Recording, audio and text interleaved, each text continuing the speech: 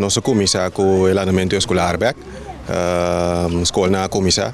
Nós estamos full em preparação com nós líderes de deporte, nós vamos instrutores para uma programação bom, extract de outro, também parte de transporte, para nós poder estar elemento escolar mainta, que antes eigenlijk nós visitamos muito que tem de derde classe, agora de grupo 5, tem que passar no diploma A durante o inteiro ano escolar.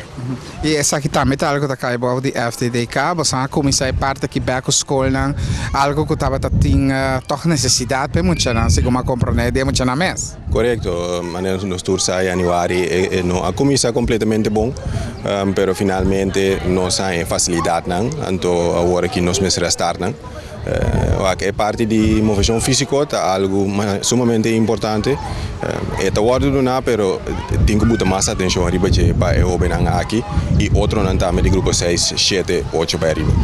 E esta conta também para a tua escola, que é bastante donatura muito tanto, ok, parte que está les, pero tem parte deportiva normal também.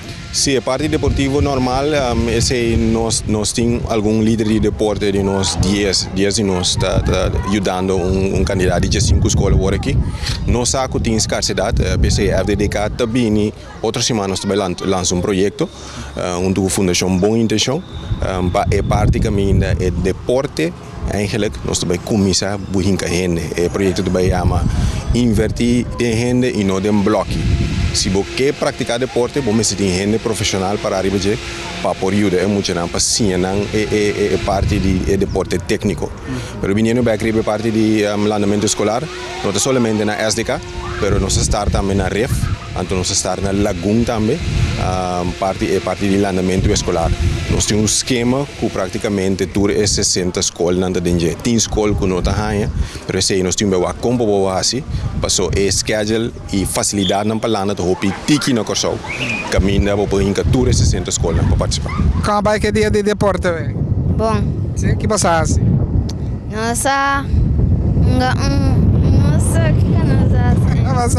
que passa assim? Nossa, spel que ora muita caicinha e outro digo corrente, tem teker que tenho teker.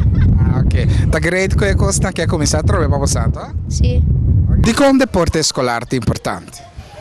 É top importante de compa é parte mental, holístico de jovem. Jovem mestre de parte de movição física para poder desarrollar como gente completamente.